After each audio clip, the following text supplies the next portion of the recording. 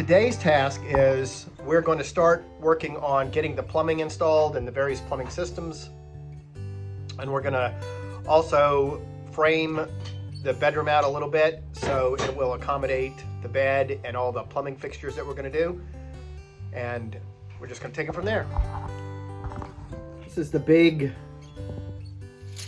fresh water tank. It's 100 gallons and we have centered it in the back, as far back as it'll go, and it will eventually be up underneath the bed, so you won't see this, but this is where it's going. And then there's a couple of inlets right here and right there, and those are going to be plumbed to the outside of the bus where we'll have the fill up from the city side. And there's two different ways to do that. Where we hit our tank is right there. This is the fitting we're going to put on the outside of the bus. It closes and opens, so there's two options for water. Either fill your tank and use your tank, or run it right off of a hose. But that will be mounted right about where the old stop sign apparatus was, and that lines up where we need it to line up on the inside of the bus. So I'll be working on taking this off.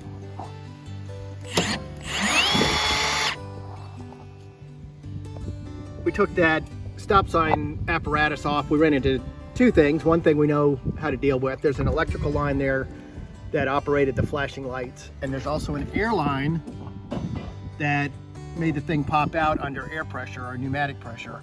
So there was a quick disconnect on the air pressure.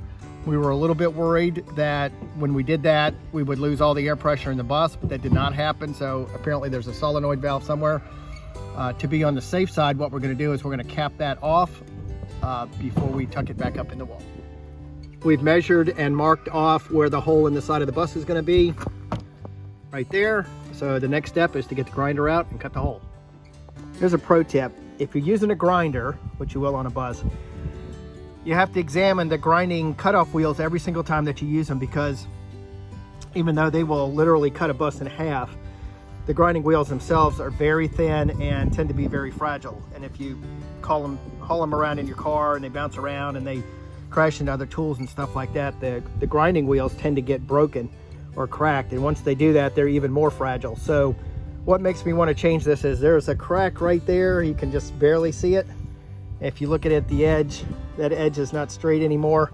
And then there's also chips along the cutting edge. So what would happen on this, these things spin very fast, and without warning, they will just disintegrate and fly every direction that they're spinning. So they become shrapnel without notice. So it's definitely important to keep an eye on that, and I'm going to change this wheel to a brand new wheel before I get started cutting a hole in this bus.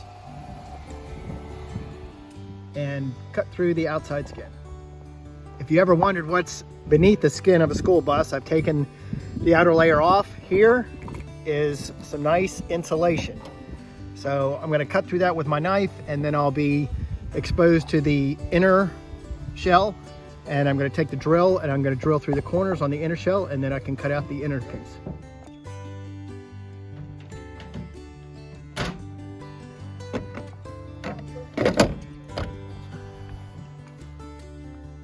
This is the bedroom. Todd got it all framed in, and the freshwater tank is going to be up underneath the bed. The bed platform will be on top of that, and it will be hinged, and it'll have little pneumatic lifters, so the whole thing can kind of lift up like a hatchback on the car so that we can get to it if we need it. We'll have storage down here, and we'll have access to the storage from the front. So what we got done for the day is Todd basically framed the bedroom, the bed, the side of the bed. This side is going to have the cabinet, which will house all the, like the pump and the expander tank and all the pipes and all the wires and everything like that. That's where the outside fill station comes in. So that'll hook up right into there and come down here. Go up over the wheel well.